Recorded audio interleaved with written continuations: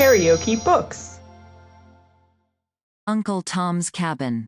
Written by Harriet Beecher Stowe. Audiobook. Chapter 15. Of Tom's New Master, and various other matters. Since the thread of our humble hero's life has now become interwoven with that of higher ones, it is necessary to give some brief introduction to them.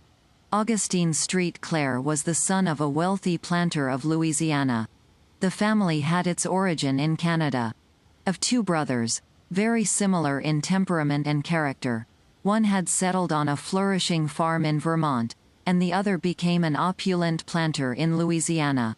The mother of Augustine was a Huguenot French lady, whose family had emigrated to Louisiana during the days of its early settlement. Augustine and another brother were the only children of their parents. Having inherited from his mother an exceeding delicacy of constitution, he was, at the instance of physicians, during many years of his boyhood, sent to the care of his uncle in Vermont, in order that his constitution might be strengthened by the cold of a more bracing climate. In childhood, he was remarkable for an extreme and marked sensitiveness of character, more akin to the softness of woman than the ordinary hardness of his own sex. Time, however, overgrew this softness with the rough bark of manhood, and but few knew how living and fresh it still lay at the core.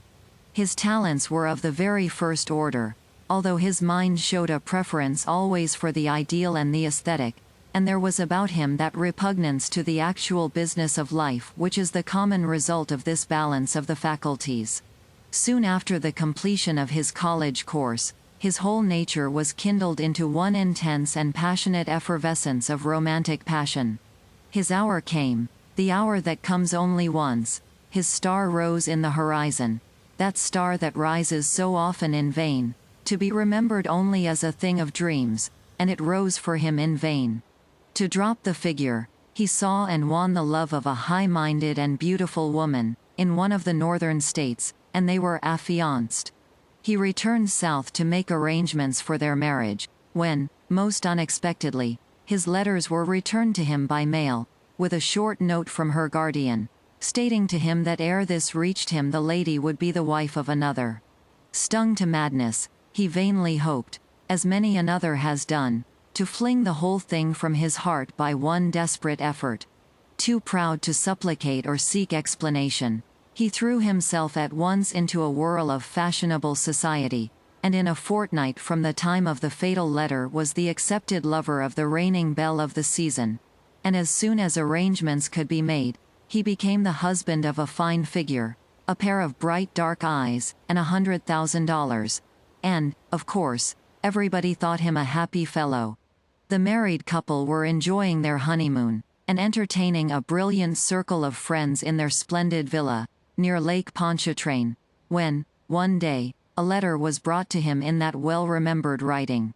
It was handed to him while he was in full tide of gay and successful conversation, in a whole room full of company.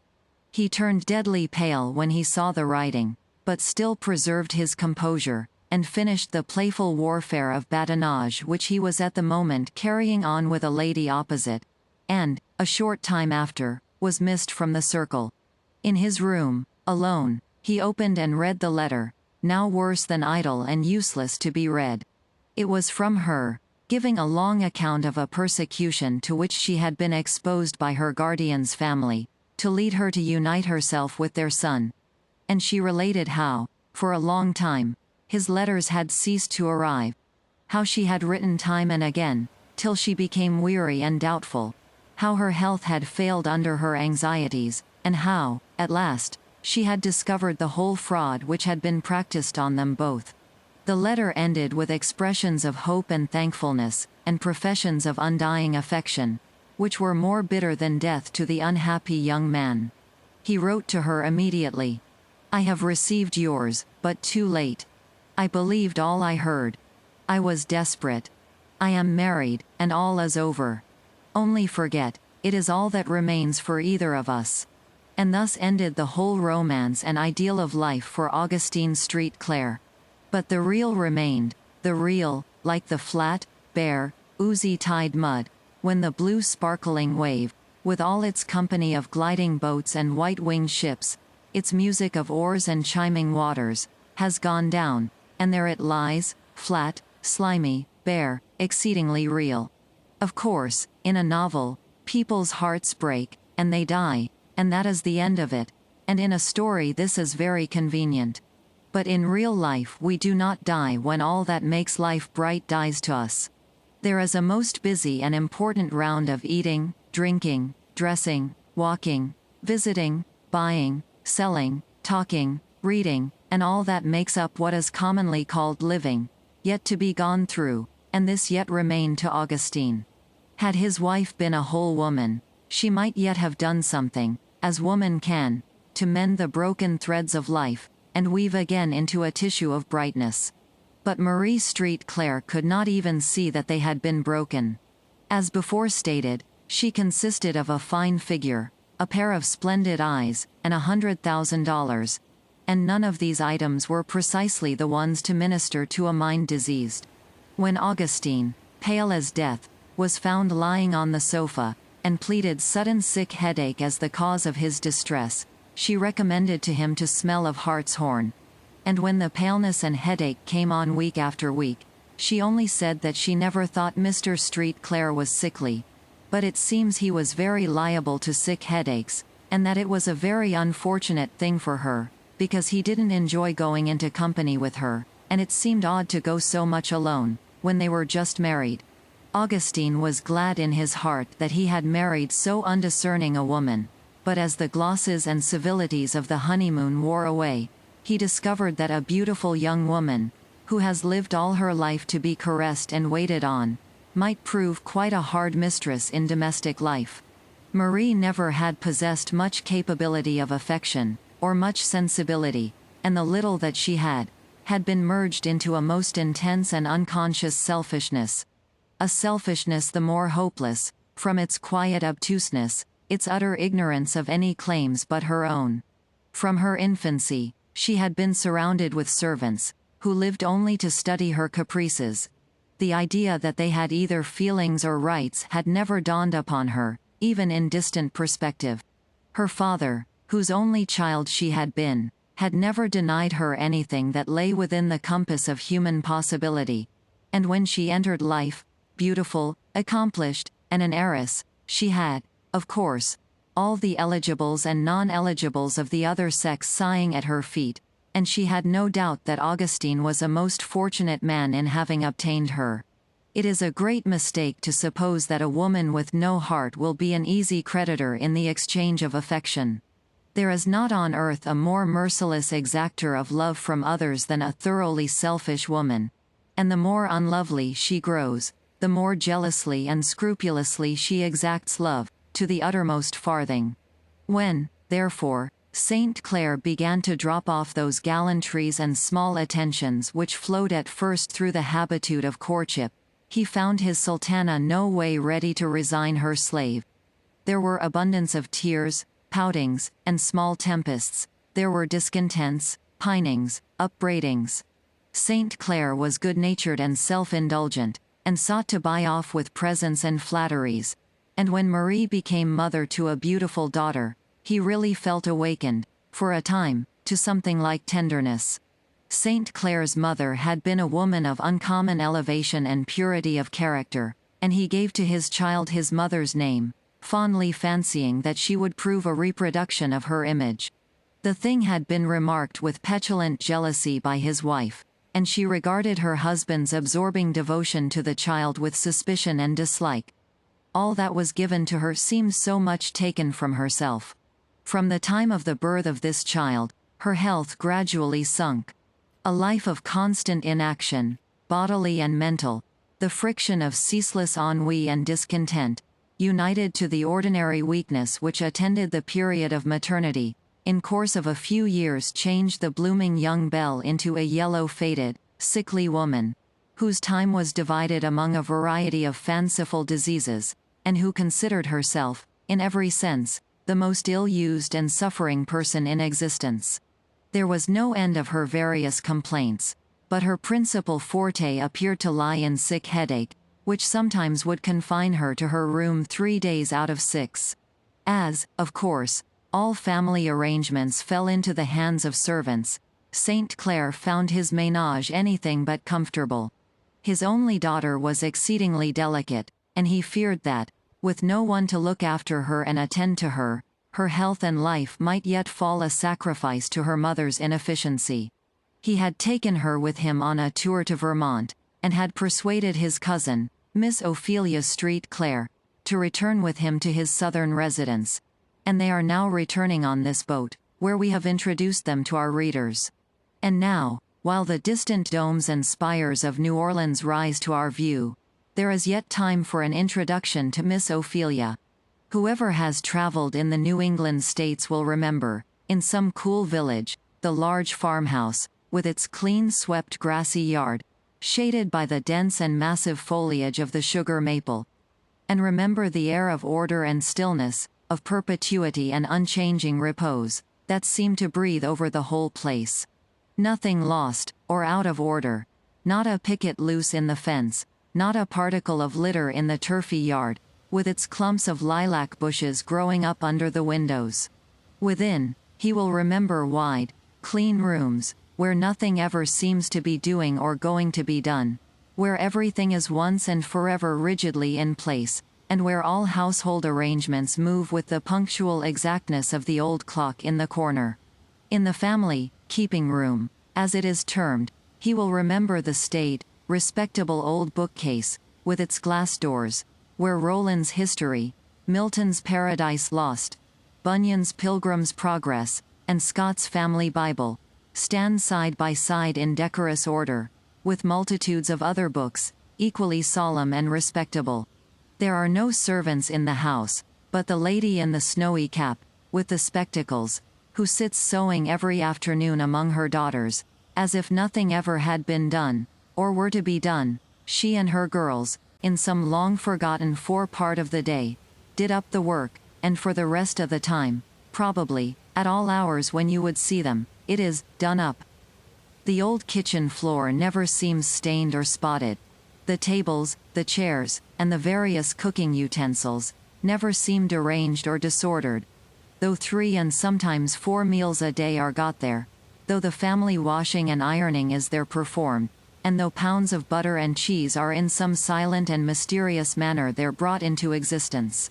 On such a farm, in such a house and family, Miss Ophelia had spent a quiet existence of some 45 years, when her cousin invited her to visit his southern mansion.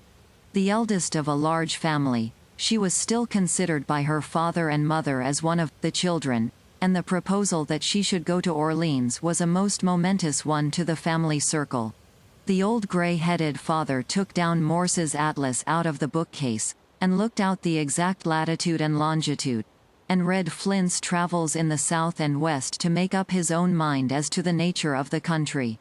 The good mother inquired, anxiously, if Orleans wasn't an awful wicked place, saying that it seemed to her most equal to going to the Sandwich Islands, or anywhere among the heathen.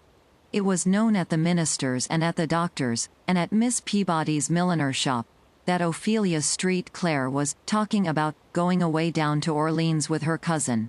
And of course the whole village could do no less than help this very important process of talking about the matter. The minister, who inclined strongly to abolitionist views, was quite doubtful whether such a step might not tend somewhat to encourage the Southerners in holding on to their slaves, while the doctor, who was a staunch colonizationist, inclined to the opinion that Miss Ophelia ought to go, to show the Orleans people that we don't think hardly of them, after all. He was of opinion, in fact, that Southern people needed encouraging. When, however, the fact that she had resolved to go was fully before the public mind, she was solemnly invited out to tea by all her friends and neighbors for the space of a fortnight, and her prospects and plans duly canvassed and inquired into. Miss Moseley, who came into the house to help to do the dressmaking, acquired daily accessions of importance from the developments with regard to Miss Ophelia's wardrobe which she had been enabled to make. It was credibly ascertained that Squire Sinclair, as his name was commonly contracted in the neighborhood, had counted out $50, and given them to Miss Ophelia, and told her to buy any clothes she thought best. and that 2 new silk dresses, and a bonnet, had been sent for from Boston. As to the propriety of this extraordinary outlay, the public mind was divided, some affirming that it was well enough, all things considered, for once in one's life, and others stoutly affirming that the money had better have been sent to the missionaries.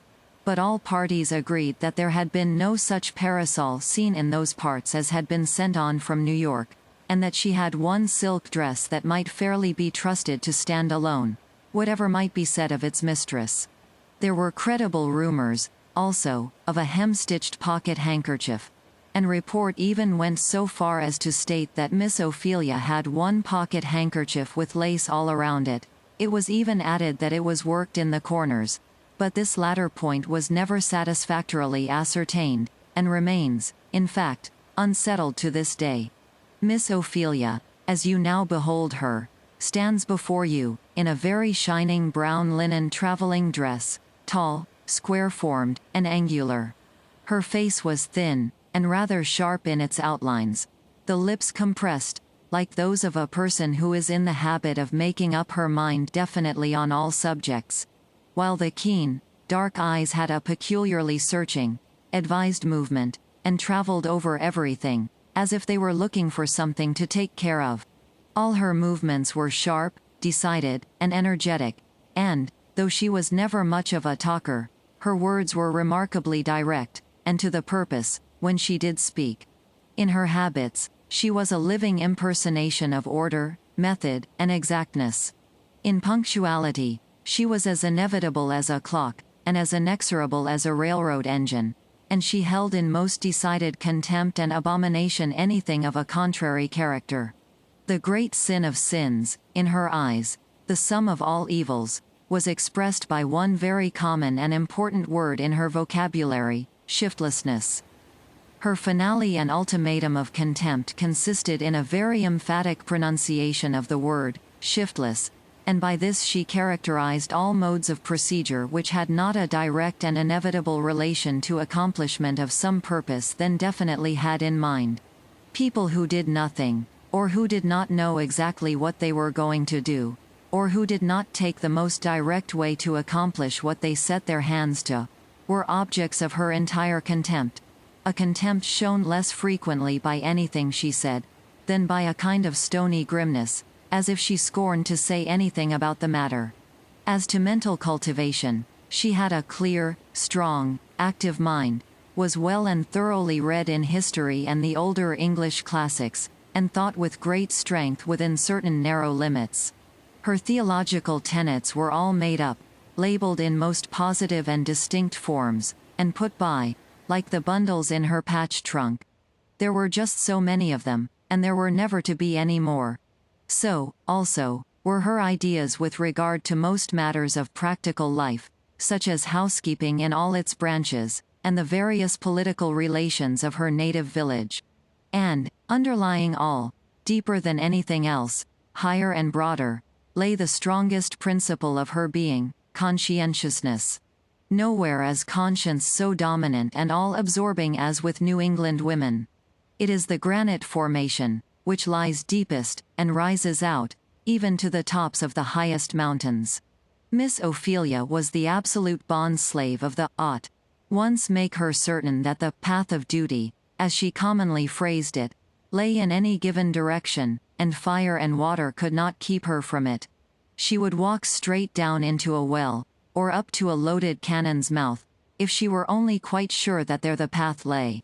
Her standard of right was so high, so all-embracing, so minute, and making so few concessions to human frailty, that, though she strove with heroic ardor to reach it, she never actually did so, and of course was burdened with a constant and often harassing sense of deficiency. This gave a severe and somewhat gloomy cast to her religious character. But, how in the world can Miss Ophelia get along with Augustine Street Clare, gay, easy, unpunctual, unpractical, skeptical, in short, walking with impudent and nonchalant freedom over every one of her most cherished habits and opinions? To tell the truth, then, Miss Ophelia loved him. When a boy, it had been hers to teach him his catechism, mend his clothes, comb his hair, and bring him up generally in the way he should go. And her heart having a warm side to it, Augustine had, as he usually did with most people, monopolized a large share of it for himself, and therefore it was that he succeeded very easily in persuading her that the path of duty lay in the direction of New Orleans, and that she must go with him to take care of Eva, and keep everything from going to wreck and ruin during the frequent illnesses of his wife.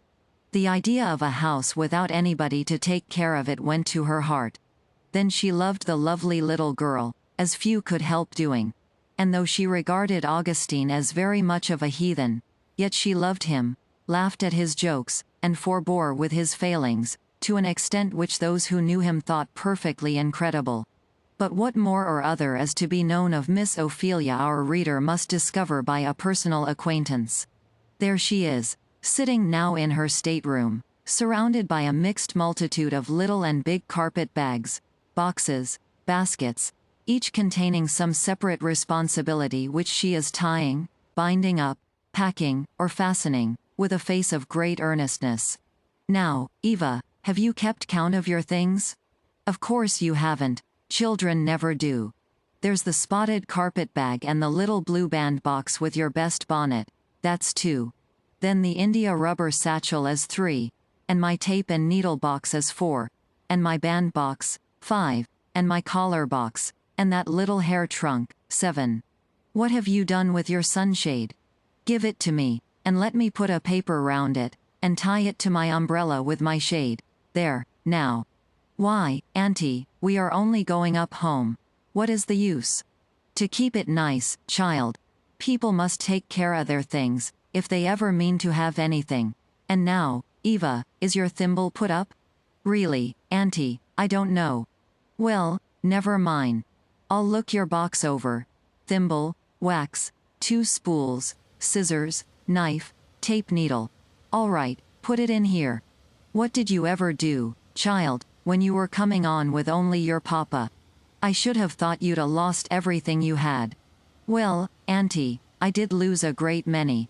And then, when we stopped anywhere, papa would buy some more of whatever it was. Mercy on us, child, what a way. It was a very easy way, Auntie, said Eva. It's a dreadful shiftless one, said Auntie. Why, Auntie, what'll you do now? Said Eva.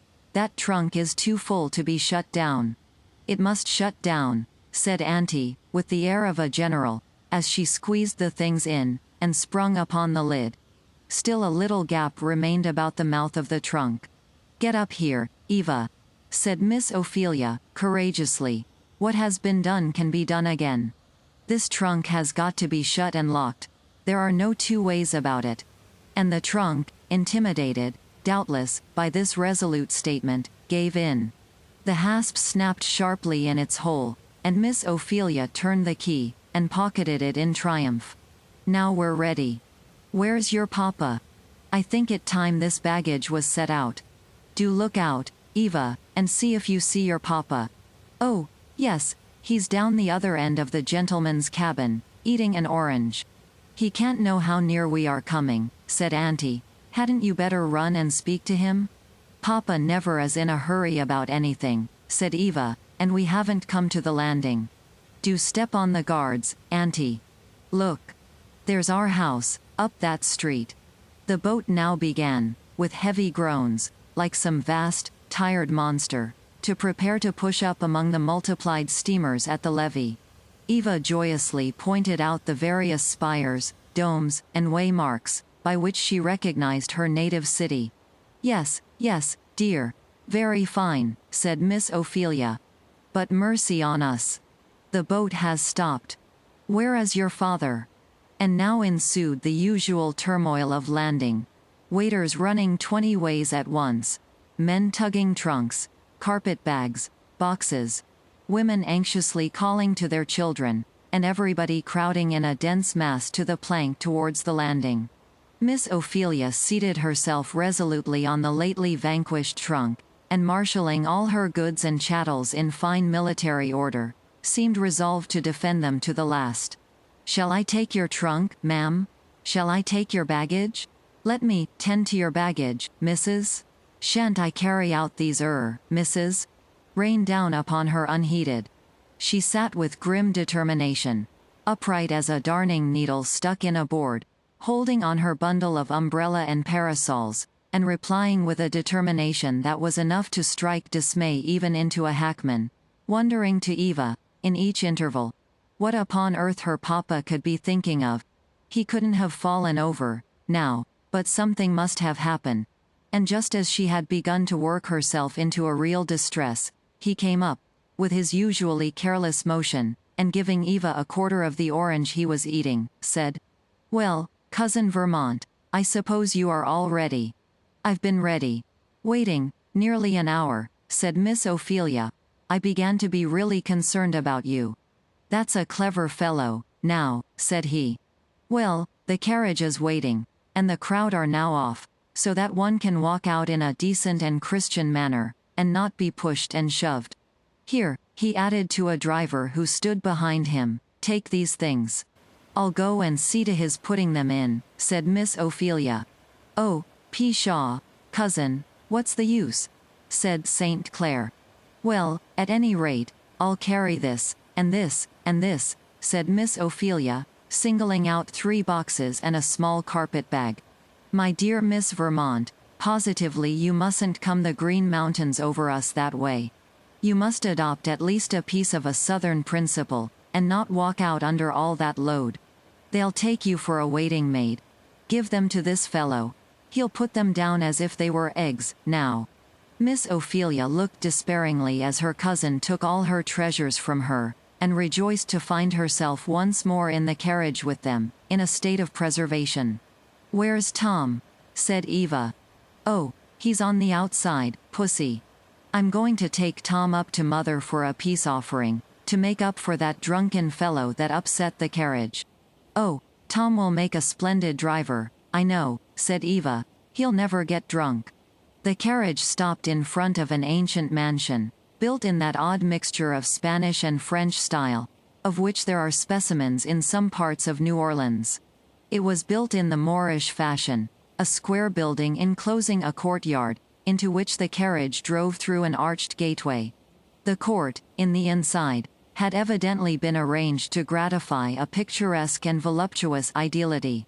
Wide galleries ran all around the 4 sides, whose Moorish arches, slender pillars, and arabesque ornaments, carried the mind back, as in a dream, to the reign of Oriental romance in Spain. In the middle of the court, a fountain threw high its silvery water, falling in a never-ceasing spray into a marble basin, fringed with a deep border of fragrant violets. The water in the fountain, pellucid as crystal, was alive with myriads of gold and silver fishes, twinkling and darting through it like so many living jewels. Around the fountain ran a walk, paved with a mosaic of pebbles, laid in various fanciful patterns, and this, again, was surrounded by turf, smooth as green velvet, while a carriage drive enclosed the whole. 2 large orange trees, now fragrant with blossoms, threw a delicious shade. And, ranged in a circle round upon the turf, were marble vases of arabesque sculpture, containing the choicest flowering plants of the tropics. Huge pomegranate trees, with their glossy leaves and flame-colored flowers, dark-leaved Arabian jessamines, with their silvery stars, geraniums, luxuriant roses bending beneath their heavy abundance of flowers, golden jessamines, lemon-scented verbenum, all united their bloom and fragrance, while here and there a mystic old aloe, with its strange, massive leaves, sat looking like some old enchanter, sitting in weird grandeur among the more perishable bloom and fragrance around it. The galleries that surrounded the court were festooned with a curtain of some kind of Moorish stuff, and could be drawn down at pleasure, to exclude the beams of the sun. On the whole, the appearance of the place was luxurious and romantic.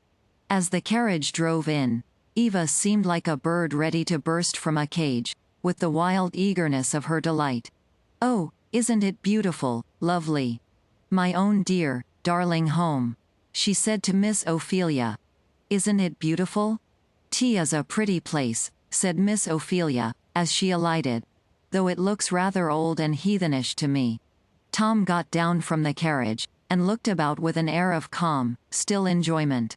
The Negro, it must be remembered, is an exotic of the most gorgeous and superb countries of the world, and he has, deep in his heart, a passion for all that is splendid, rich, and fanciful. A passion which, rudely indulged by an untrained taste, draws on them the ridicule of the colder and more correct white race. St. Clair, who was in heart a poetical voluptuary, smiled as Miss Ophelia made her remark on his premises, and, turning to Tom, who was standing looking round, his beaming black face perfectly radiant with admiration, he said, "Tom, my boy, this seems to suit you." "Yes, mas'r, it looks about the right thing," said Tom. All this passed in a moment, while trunks were being hustled off, hackmen paid, and while a crowd, of all ages and sizes, men, women, and children, came running through the galleries, both above and below to see mas'r come in. Foremost among them was a highly dressed young mulatto man, evidently a very distingué personage, attired in the ultra-extreme of the mode, and gracefully waving a scented cambric handkerchief in his hand. This personage had been exerting himself, with great alacrity, in driving all the flock of domestics to the other end of the veranda. "Back! All of you! I am ashamed of you," he said, in a tone of authority. "Would you intrude on master's domestic relations, in the first hour of his return?" All looked abashed at this elegant speech, delivered with quite an air, and stood huddled together at a respectful distance, except two stout porters, who came up and began conveying away the baggage. Owing to Mr. Adolph's systematic arrangements, when St. Clair turned round from paying the hackman, there was nobody in view but Mr. Adolph himself, conspicuous in satin vest, gold guard chain, and white pants, and bowing with inexpressible grace and suavity. "Ah, Adolph, is it you?" said his master, offering his hand to him. "How are you, boy?" While Adolph poured forth, with great fluency, an extemporary speech, which he had been preparing, with great care, for a fortnight before. "Well, well," said St. Clair, passing on, with his usual air of negligent drollery, "that's very well got up, Adolph. See that the baggage is well bestowed. I'll come to the people in a minute," and, so saying, he led Miss Ophelia to a large parlor that opened on the veranda. While this had been passing, Eva had flown like a bird, through the porch and parlor, to a little boudoir opening likewise on the veranda. A tall, dark-eyed, sallow woman, half rose from a couch on which she was reclining. "Mamma," said Eva, in a sort of a rapture, throwing herself on her neck, and embracing her over and over again. "That'll do, take care, child, don't, you make my head ache," said the mother, after she had languidly kissed her. St. Clair came in, embraced his wife in true, orthodox, husbandly fashion, and then presented to her his cousin. Marie lifted her large eyes on her cousin with an air of some curiosity, and received her with languid politeness. A crowd of servants now pressed to the entry door, and among them a middle-aged mulatto woman, of very respectable appearance, stood foremost, in a tremor of expectation and joy, at the door. "Oh, there's Mammy," said Eva, as she flew across the room, and, throwing herself into her arms, she kissed her repeatedly. This woman did not tell her that she made her head ache, but, on the contrary, she hugged her, and laughed, and cried, till her sanity was a thing to be doubted of. And when released from her, Eva flew from one to another, shaking hands and kissing, in a way that Miss Ophelia afterwards declared fairly turned her stomach. "Well," said Miss Ophelia, "you Southern children can do something that I couldn't." "What, now, pray?" said St. Clair. "Well, I want to be kind to everybody, and I wouldn't have anything hurt, but as to kissing." "Niggers," said St. Clair, "that you're not up to, hey?" "Yes, that's it. How can she?" St. Clair laughed, as he went into the passage. "Halloa! Here, what's to pay out here? Here, you all. Mammy, Jimmy, Polly, Sukey. Glad to see masser," he said, as he went shaking hands from one to another. Look out for the babies, he added, as he stumbled over a sooty little urchin, who was crawling upon all fours. If I step upon anybody, let 'em mention it.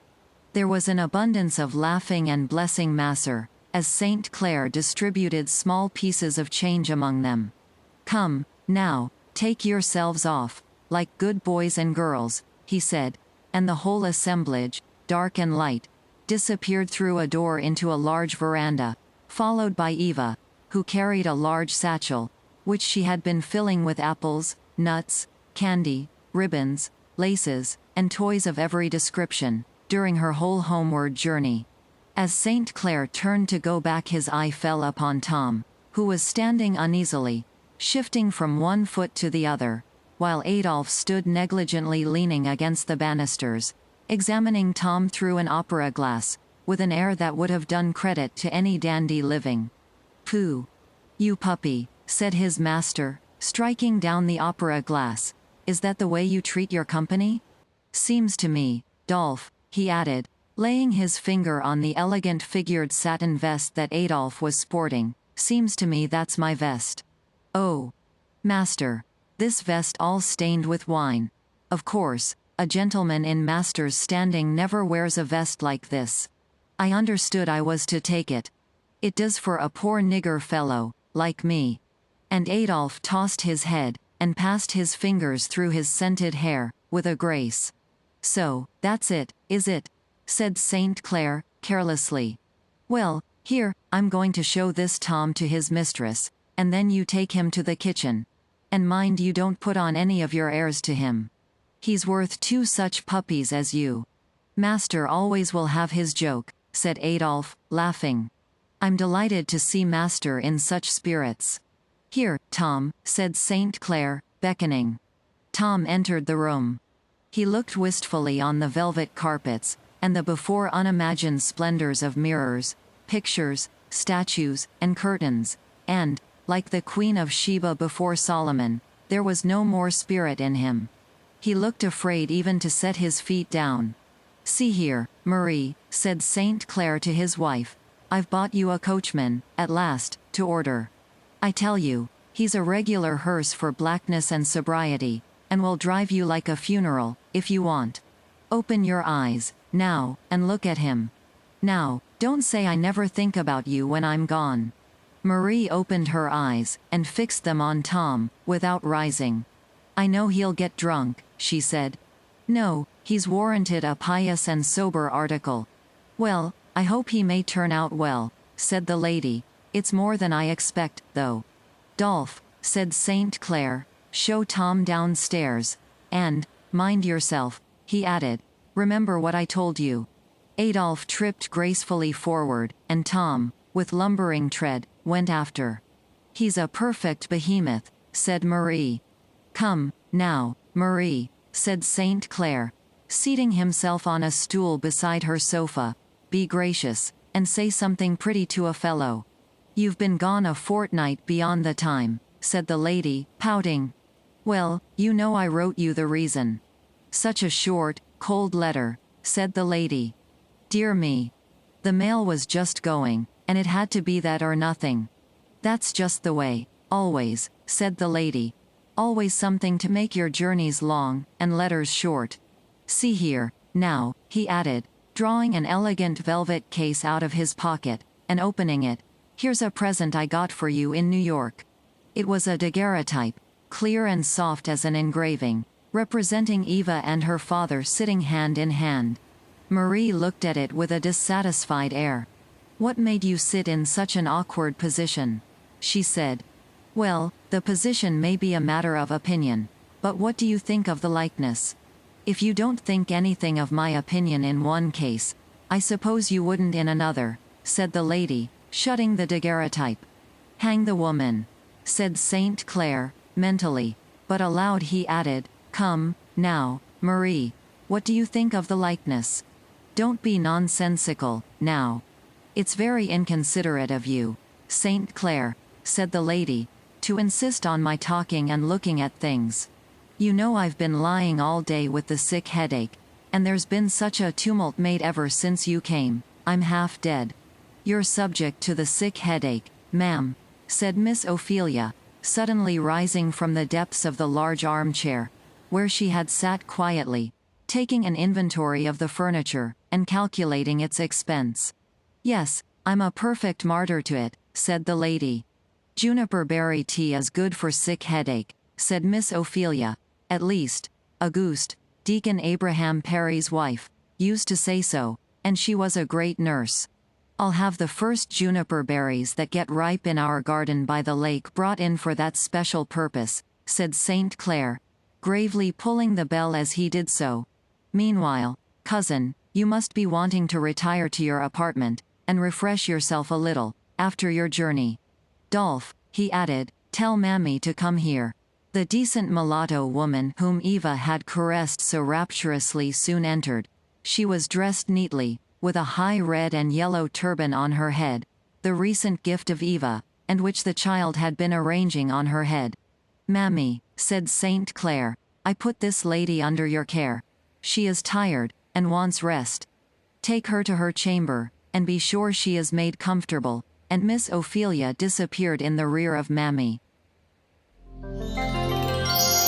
KaraokeBooks.